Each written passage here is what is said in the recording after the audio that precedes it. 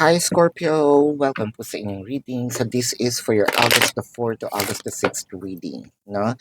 So Scorpio, para po sa mga bago, don't forget to click the subscribe button, smash the like button, comment below kung kayo po yung nakaka-resonate, and hit the notification bell.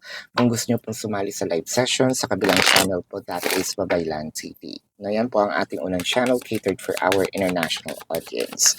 So Scorpio, kung hindi nyo maabutan yung live sessions, pwede naman kayo magtanong dito sa comment section as long as the question is answerable po by yes or no.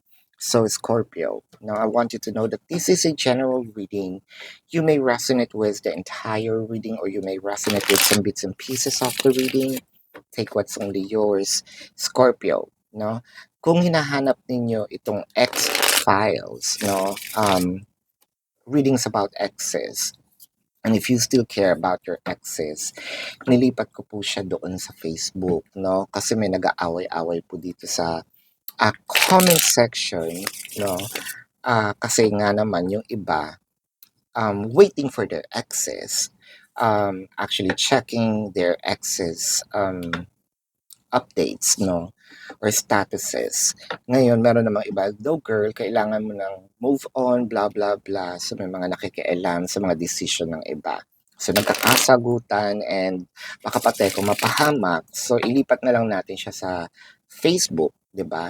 So, for those who cares for their exes, at least nasa isang bubble kayo, nagkakaintindihan tayong lahat doon, no? Ayun, no? So, iwas-iwas lang tayo sa away. Ang Facebook po ay Babaylan TV. So, magsimula na tayo. Ayan. So, ang nakikita ko dito, Scorpio, is ganun na lang yung parang may sobrang na in love dito sa taong ito. Let's say si person A, itong sobra yung passion, no? Dito sa ka-person B. I think that this person is very spiritual, no? Masasabi nating, I manifested you, no? Sabi ni person A. Feeling ko ikaw ang sagot sa aking dasal. Ikaw ang pinadala sa akin ng may kapal, no? Naniniwala ako that we are having this soul bond. We can be, soul tribe, kindred family, no? Soulmate, twin flames, no? Ganun yung agad. For a few numbers of you, basta pagising ko, alam ko ikaw na. Pagising ko na, love at first sight, no? Ganun ka-passionate. It could be both of you. It could be a mirrored energy. Wala pa naman dito yung buong card. Pero yun yung pinaka bottom line nito no? Parang ganun katindi yung passion. With the Eight of Cups in reverse, the Queen of Pentacles in the Hierophant. So, for a few numbers of you, instead of nagdi-decrease itong emotion, no? Nagdi-decrease itong passion, padagdag ng padagdag. I'm not seeing yet, tatlo pa lang naman yung tarot card, tatlo yung oracle sa taas. At least, no, yung flow, we're not heading yet of crossing the boundary of obsession. Pero nandito na sa sobra yung investments na binibigay. Investment may be literally money, investment may be the time, energy, effort, the love, no? And wala naman yun doon sa nagbibigay. Kaso, it matters doon naman sa binibigyan. So, we have a different take on this. Kasi parang feeling naman nitong isa is, are you just doing this to bribe me, no? Parang suhol ba ito? Binibili mo ba yung love ko? Binibili mo ba yung pagkatao ko? Yun yung take ng isa. Yung sa isa naman, no, I'm just generous, no? Because this is my sabihin nating love language. It's not service, it's more of, gifts. Ayan. With the Four of Swords and the Ace of Cups, parang hindi, supposedly, no, or supposed to be rather, na dapat na napipigilan. I think na this is the first time that person A feels this way na makontrol naman si person A sa iba, no? Yung lalo na sa mga exes. I think that this is the first time na si person A, yung talagang kumbaga napana na bullseye, no, ni Cupido.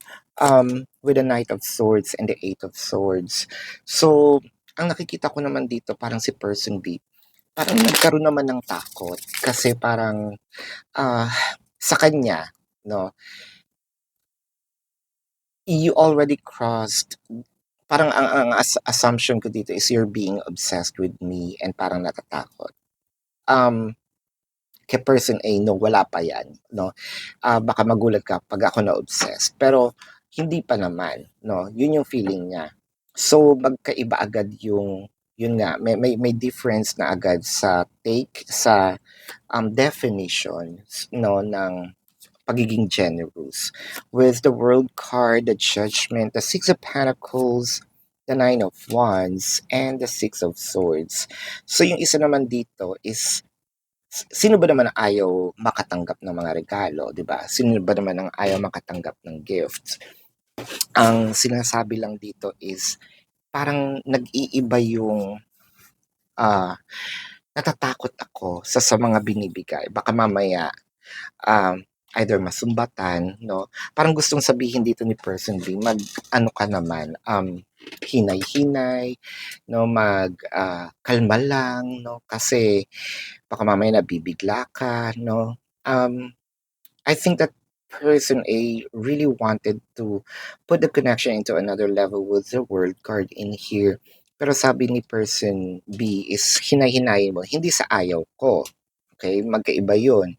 Kasi kung ayoko, sasabihin ko sa'yo.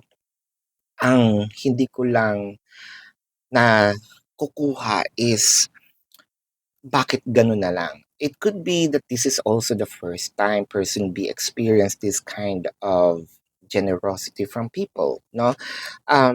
So parang may guard agad na, the person B's guard, went up high with the Ace of Wands and the Three of Swords. Si person B naman is parang pinoprotektahan niya yung sarili niya from predators, sabihin natin. Kasi baka mamaya binibigyan mo ako ng regalo, baka mamaya may kailangan ka lang sa akin and it may lead to sexual, um, favors, no?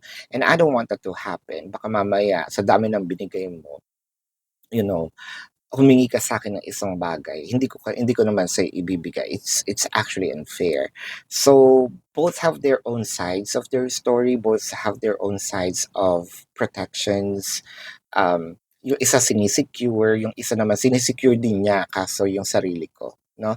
So, let's check here the emotion of you or your person's emotion. So, the person A could be you or you could be person B, no? Scorpio.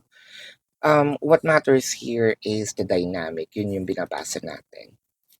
So I need some more time before I can come to you and your mind forever and ever. So you can see, not yet there, but there's a very thin line between obsession and this generosity na binibigay nga nito ni person A.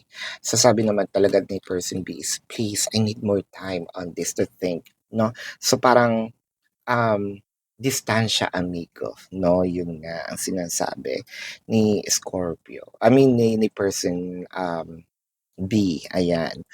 So, let's check the zodiac sign of your person. This could be their sun sign or a placement in their chart. I am seeing Sagittarius, Leo, Taurus, uh, Virgo, Pisces, Capricorn.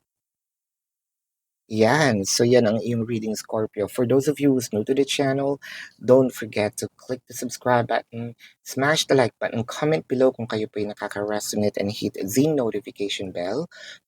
Kung gusto niyo pong sumali sa ating live sessions, sa kabilang channel po yan, that is Babaylan TV. No? So, kung hindi niyo po maabutan yung live sessions, Pwede naman kayo magtanong dito sa comment section as long as the question is answerable by yes or no. And kung feeling nyo talaga hindi naman kayo masasatisfy sa yes or no na sagot, sa description box po, meron po dong link ng aking website. Click the link, you're gonna be routed to my website sa pinakababa po, no? Nandun yung question form. Nandun din yung information, how much per question, the the name, the number, the QR code for your reference, no? And I also created a 4 questions plus 1, so take advantage of it. If you want to book a personal reading, nandun din po siya sa description box, no? Doon sa pinaka-link. Baba lang po. So, pakihanap na lang. Tuloy pa rin ang ating manhunt, no? So, sa description box, nandun po yung fake accounts. Please do report it, then screenshot, no? And then send it to the designated email para makapili po ako ng winner for the free reading. And when I say free, I mean it. It's free of charge, no? Again, if you still care about your exes, doon po sa Facebook na lang tayo. Iwasan natin ang gulo. So, this is your reading, Scorpio. Love and light to you. Namaste. See you po sa susunod na reading. Goodbye.